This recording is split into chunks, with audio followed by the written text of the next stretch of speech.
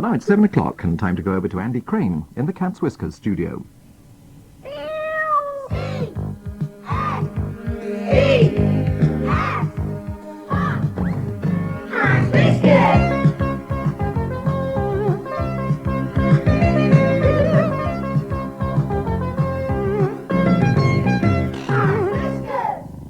Hi team, welcome to this week's programme. Hope you had a terrific week. An international edition of Cat's Whiskers this week. We have a letter from Dr. Pete, our doctor, who is actually in the jungles of Nepal at the moment. I'll be reading that out to you a little later on. We also go behind the scenes of Aladdin the pantomime, which of course is Chinese, and we've episode 4 of Call of the Wild, which is set in Canada.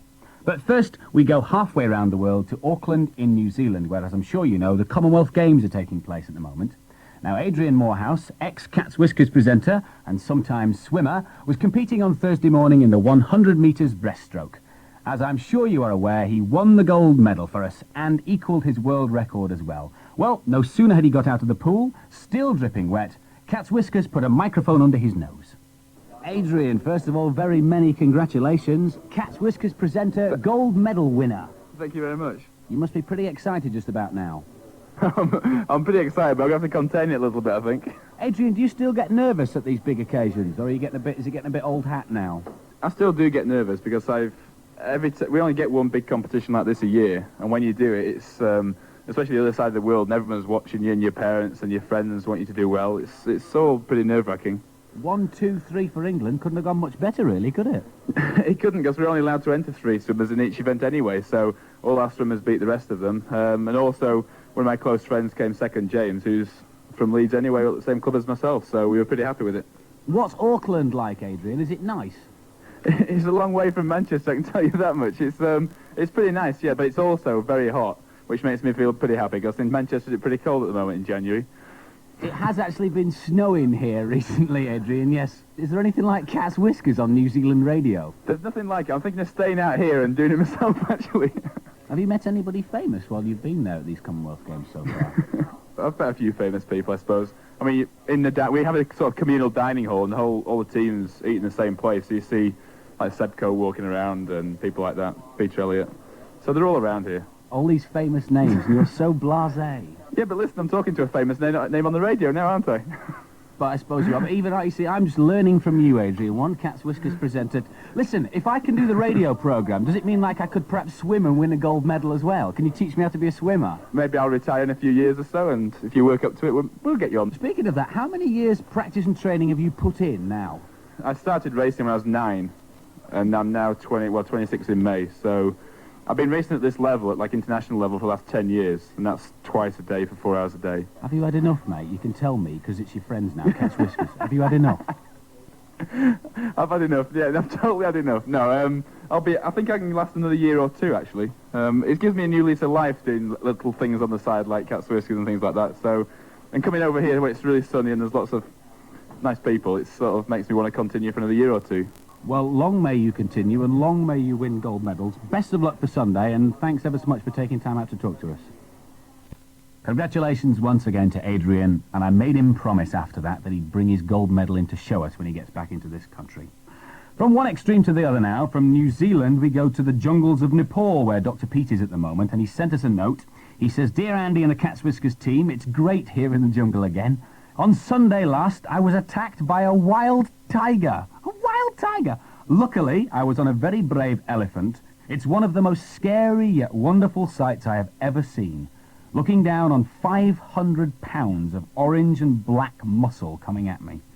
My only reaction in true Cat's Whiskers style was to push the microphone towards it. I have a great recording," he says, "of the ding-dong between the elephant and the male tiger."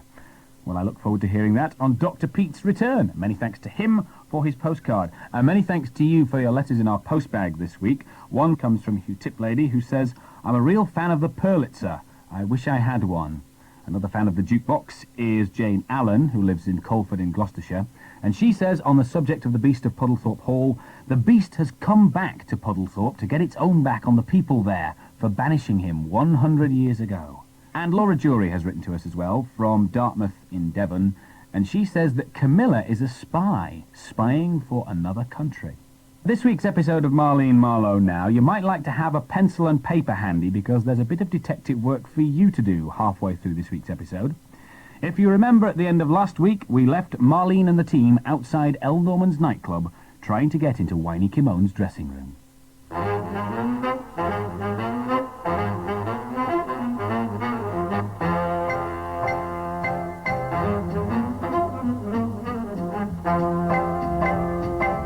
Billy the bouncer gave us all an almighty shove. And we went sailing out of El Norman's night spot. Harold and I landed at the bottom of the steps in a bedraggled heap. The bedraggled heap was Aunt Maud. There is, of course, one simple way we could get in to see Whiny Kimone. Billy the bouncer said the only people allowed in are Camilla and the supporting group Ronnie and the Warthogs. So? So we disguise ourselves as Ronnie and the Warthogs. But which of us will be able to disguise ourselves as Ronnie? Now, I've seen him on top of the flops. He's an ugly brute, built like a tank. Aunt Maud! Oh, all right. You're a blooming cheek, but I suppose it'll help save Whiny. Ronnie and the Warthogs are those awful punks. So we need lots of chains. Where do we get chains from? Mad Mike's garage, of course. Come on! Mad Mike let us have the run of his garage. Quick, Harold, put this set of spanners round your neck. Oh, I say, look at the size of this bolt. That's not a bolt, Harold, that's a nut. Well, it takes one to know one, Marlene. Come on, grab those bicycle chains and wrap them round me. Right, Auntie. And let's get back to El Norman's.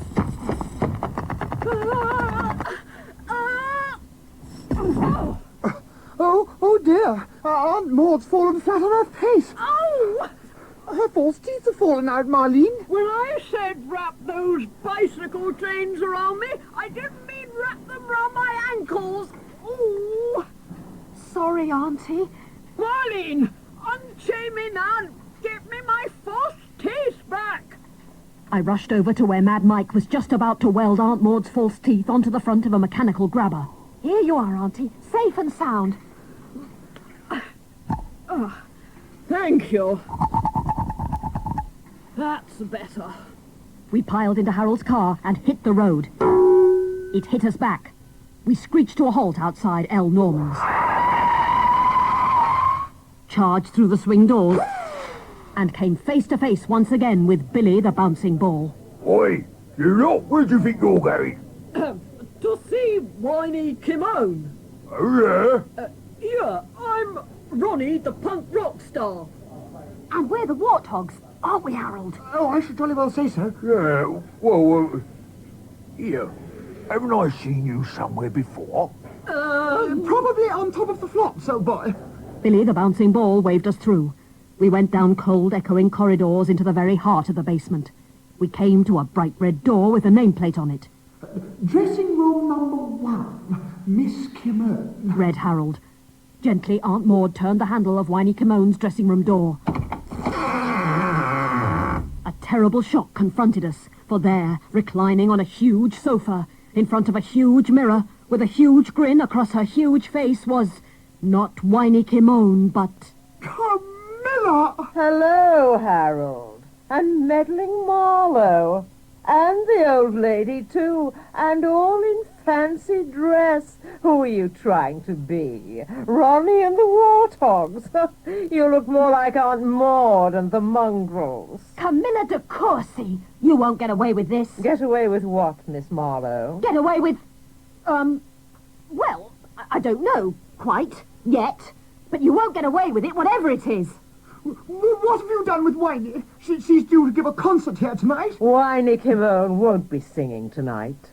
Her place will be taken by a brand new star. A beautiful, talented, dazzling performer. And what's this megastar's name? Her name? Why, Camilla de Courcy. Of coursey. For years I've managed that Whiny Kimone, knowing that the person up there on stage, getting all the glory, should really be me. And now my plan is nearing completion. Whiny is locked up well away from here. And I, Camilla de Courcy, will take the stage tonight. Now I must leave you. I have one or two final touches to add to my master plan. You contemptible half-crazed cousin, you! Camilla! Excuse me while I lock the door. A combination lock, you see. You won't get out unless you can break the code, which I doubt very much. Goodbye!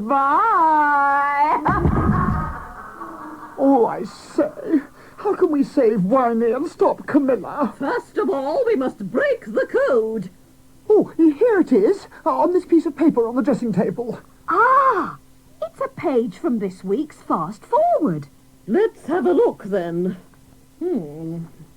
My firsts in Camilla and also in Cool. My seconds in Harold and also in Fool. My third is a vowel. It's in Marlowe, not fraud. My fourth is in Crabby, but not in Maud. My fifth is in kidnapped as well as Kimone. And my whole has 3 hands, but no arms of its own. Now add up the figures around my face, and you'll break the code to get out of this place. Suddenly, while we were all thinking about the code, we heard a dreadful sound.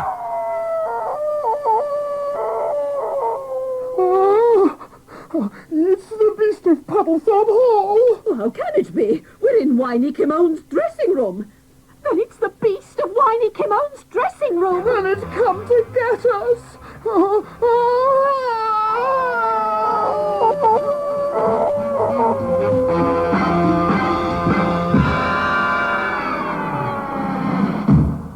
My first's in Camilla and also in Cool. My second's in Harold and also in Fool. No, I cannot do it. I cannot crack this code. But if you can, there are Marlene Marlowe mystery books to be won. We have 4 to give away. And if you didn't have chance to jot the code down, you'll find it in this week's Fast Forward on page 19. Time to go out and about again now on the programme, and we thought it might be interesting over the next few weeks to go behind the scenes at a few places. Places like where we went this week. Well, where did we go? See if you can guess.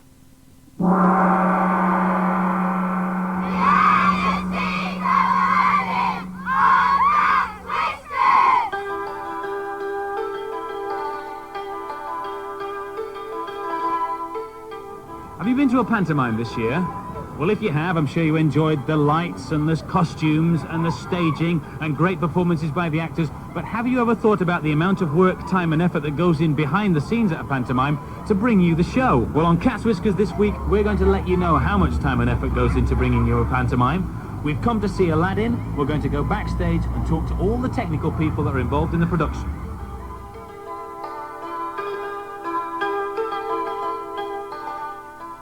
Peter J. Scott, explain to me what your title company manager means. This is like an education for me in theatre, this programme today. The company manager is in charge of everything.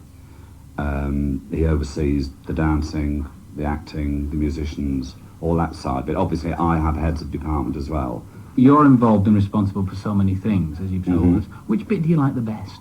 I normally go out and watch the show from front every night. And when the curtain comes down at the end and I hear the applause, I get such a high because the performers have done well. And that is probably the biggest kick for me. You must feel part of the company. Oh, totally. I mean, I have been a performer anyway. But what people always forget is that there are so many people backstage, i.e. your stage crew, your lighting people, even down to the ladies that clean the dressing rooms. They are part of that production. Ladies and gentlemen, this is your call for the dance warm-up. Dancers to the stage for the dance warm-up. That happens every night. That was my DSM, Joanne Rolfe. She's calling all the dancers down to the stage. They do a quarter of an hour warm-up prior to the show every night.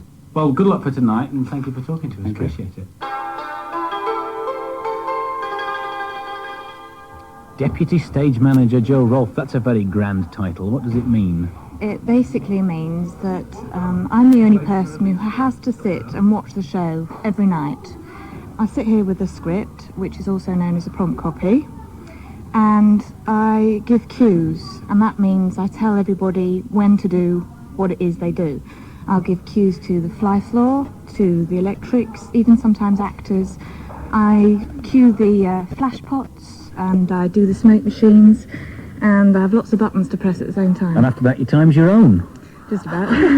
It's an amazing little desk you've got in front of you here. Now, what are all these little knobs and switches and microphones and television screens for? Each one has a different label. Electricians, sound, flies. This is for the pit. It's the orchestra in the pit, Orchestra. yes, And various cue lights around the stage.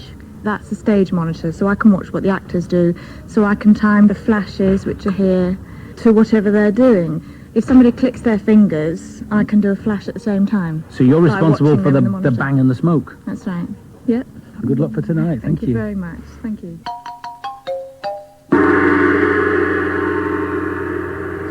Darren Longthorne, your title, stage technician. Now, what does that mean? What are your responsibilities? Actually, he's not just me, he's about 10 of us all together. We're just in charge of building up every set for every scene throughout the 16 changes throughout the show. How long did it take you to set it all up and get the show actually ready for the first performance? A week. Well, with most crew, we've all been here around about 5 years, so believe it or not, we can usually get it ready within a couple of days of actually doing it. Do you have actors rehearsing while you're building sets around them? Oh, yeah, because everyone's trying to fit in their time with everyone else's. It's people running here, you've got dancers rehearsing, you've got us trying to fit in scene changes, get the right time. You know, the scene change is going to take a minute and a half, so we've got to do it in a minute and a half. I've been to a lot of pantomimes in my time, but I've never been to one that's got lasers in it, and Martin Perrongs is the laser man. Explain to me what the lasers do in the show. They come on with the Twilight Zone. It's a transformation scene in the cave, and the laser there just had a really superficial, beautiful effect. How long did it take to set up to program the effect? To program the effect is quite simple, but the thing is, we've got to work in between everybody else when all the actors are on stage, and when all the cloths and the fly cues are coming down, we've got to work in between them. So, you know, we've got to take our moment and grasp it. So you didn't get as much rehearsal time as everybody else? No, we didn't. We don't need as much rehearsal time. There's only about 5 minutes of lasers. Can I ask you a question? You can ask anything you like. Could I have a Cat's Whiskers badge? I think we can arrange that. Yes, this is rapidly becoming the Blue Peter badge of radio. Can I officially present you with this on the air? This is your Radio 4 Cat's Whiskers badge. I feel honoured. Thank you, Andy. You are, mate. Not many people have got one of those. Thanks a lot.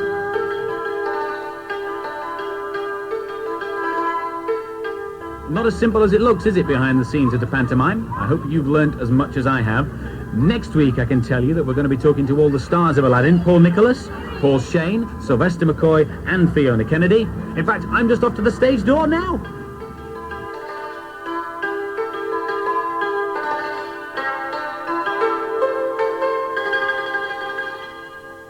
I'm sure he wears his badge with pride every performance from now on. Many, many thanks to the backstage team at the Palace Theatre for letting us invade backstage at Aladdin. Very, very interesting. And as I said, next week we're talking to all the stars. It's time for the birthday list now, though, and I thought, well, what better words to put into the Purlitzer, as Aladdin is a Chinese pantomime, than China. So C-H-I, and I can never find N. There it is. N. A. And we'll see what music the Purlitzer comes up with.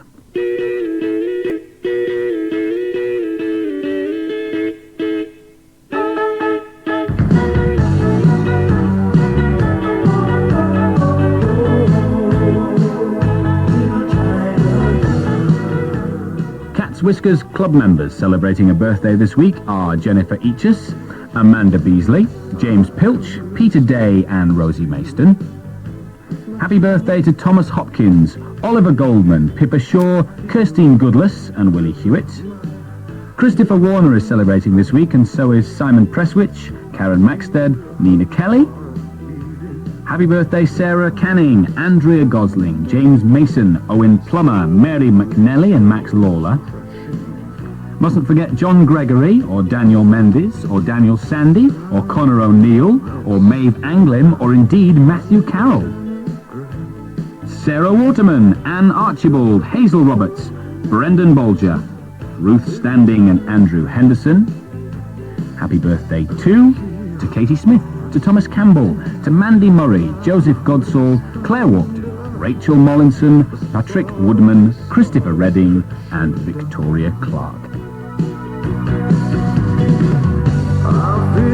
tragic like Marlon Brando. We'll never look at much younger. Happy birthday to all of you, everyone here on Cat's Whiskers. Now, as you well know by now, somebody's got to be selected for a Cat's Whiskers t-shirt, so we'll push the Purlitzer once again. 1, 4, 8, 8, 3, 1. Now, whose membership number is that? He said, scanning the list hastily. Mandy Murray. Many congratulations to you. Celebrating your birthday on the 2nd of February, a Cat's Whiskers t-shirt will be in the post to you just as soon as we can get one there. You celebrate your birthday along with Les Dawson from Blankety Blank and David Jason from Only Fools and Horses. To episode 4 now of The Call of the Wild, and today's episode is called For the Love of a Friend.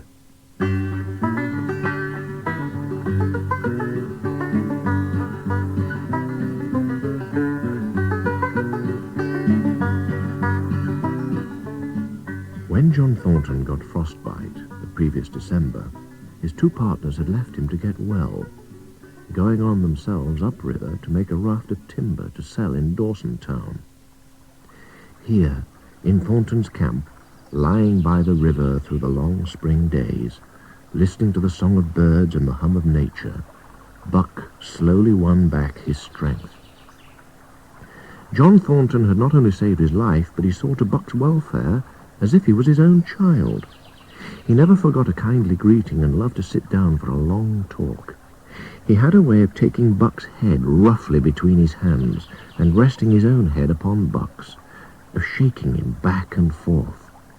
Buck knew no greater joy than that vigorous embrace. For a long time after his rescue, Buck did not like Thornton to go out of his sight.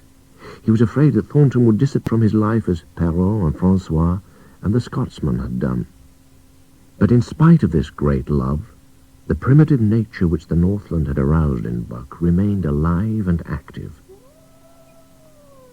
Far away, a call was sounding, mysterious and thrilling, and he often felt compelled to plunge deep into the forest and on and on. But always the love for John Thornton drew him back to the campfire.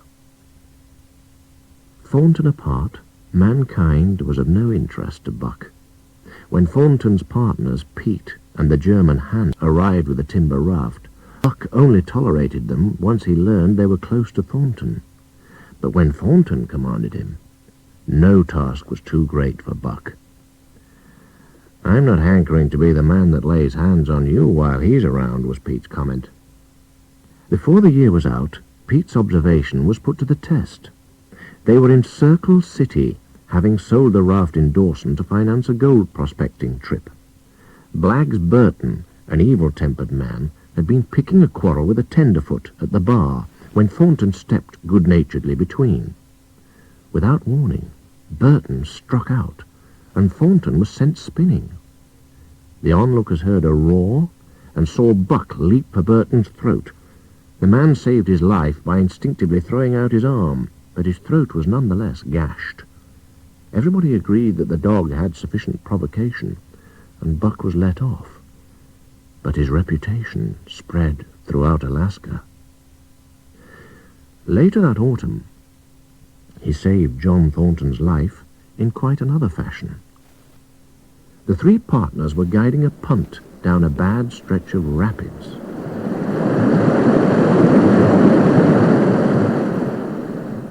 Hans and Pete moved along the bank from tree to tree, checking the boat with a rope, while Thornton was on board using a pole. The current speeded up, and Hans checked the boat with the rope, but too suddenly. It flipped over, and Thornton was flung out and carried toward the worst part of the rapids, a stretch of wild water in which no swimmer could live. Buck had sprung in on the instant and managed to overhaul Thornton. The man grabbed his tail, and Buck headed for the bank, swimming with all his splendid strength. But the suck of the water was too strong, and Thornton knew that the shore was impossible. He clutched the slippery top of a rock with both hands, and above the roar of the churning water shouted, "Go, Buck!" Go! Buck swam powerfully to the bank and was dragged ashore. Pete and Hans knew they had but minutes and dashed some way upstream where they attached the line to Buck and launched him into the river. As Buck struck Thornton like a battering ram, the man closed with both arms around the shaggy neck. Strangling, suffocating, smashing against rocks, they were hauled in. Thornton was himself bruised and battered, and he went carefully over Buck's body, finding 3 broken ribs. "That settles it," Thornton announced. "We camp right here." And camp they did, till Buck was able to travel again.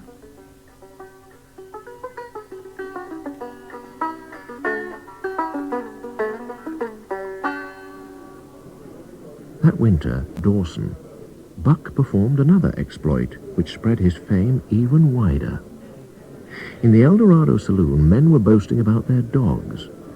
One stated that his dog could move a sled with 500 weight. A second bragged 600 for his dog, and a third 700. "Pah," said John Thornton. "Buck can move 1,000 pounds. The third boaster slammed a sack of gold dust on the bar. "There's $1,000 that says he can't." Nobody spoke. Thornton flushed. He did not know whether Buck could start 1,000 pounds. Half a ton. Besides, they didn't possess $1,000 between them. Then he noticed Jim O'Brien, an old-time comrade. "Can you lend me 1,000, Jim?" he heard himself saying, almost in a whisper. O'Brien nodded. Shortly after, John Thornton was standing in the street with Buck, in front of a sled carrying 20 50-pound sacks of flour. They were surrounded by several hundred excited spectators, eagerly laying bets on the outcome.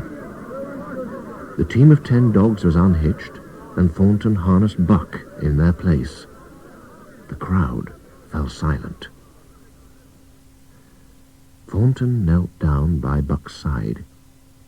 He took his head in his 2 hands and whispered, "As you love me, Buck. As you love me." Buck felt that he'd do a great thing for John Thornton, and he whined with suppressed eagerness. "Now, Buck," said Thornton, stepping well back. Buck swung to the right with a sudden jerk. From under the runners arose a crisp crackling. "Haw!" Thornton commanded. Buck repeated the maneuver, this time to the left. The crackling turned to snapping, and the runners grated to the side. The sled was broken out. "Now, mush!" Forward, his whole body was gathered in the tremendous effort. Then the sled lurched forward. 1/2 inch, 1 inch, 2 inches. The sled gained momentum till it was moving steadily along. Thornton was running behind, encouraging Buck with short, hearty words. As Buck neared the marked finish, a cheer began to grow, which burst into a roar. He crossed the line and halted at command. Hats and mittens were flying in. Men were shaking hands and bubbling over in excited, incoherent turmoil. But Thornton fell on his knees beside Buck. Head was against head, and he was shaking him back and forth. A man rushed over. "I'll give you $1,000 for him, sir. 1,000! 1,200, sir!" Thornton rose to his feet. The tears were streaming down his cheeks. "Sir," he said to the man, "you can keep your money, sir. I'll never part with Buck."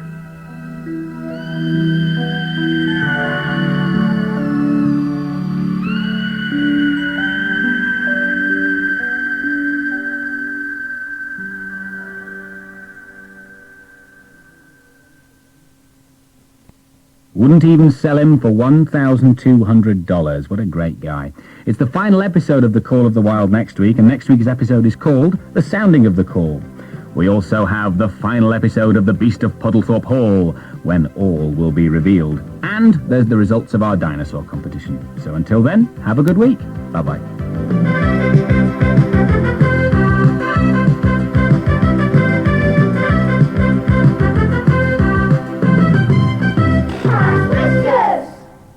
And more from Cat's Whiskers at the same time, 7 o'clock next Sunday. And the address, if you'd like to write in, Cat's Whiskers, BBC PO Box 40, Manchester, M60 1FR. Cat's Whiskers was presented by Andy Crane. The researcher was Liz Roberts, and the programme was produced in Manchester by Mary Callum-Carrion. You're listening to Radio 4. Now it's 7:30, and time for this week's edition of Bookshelf with Nigel Ford.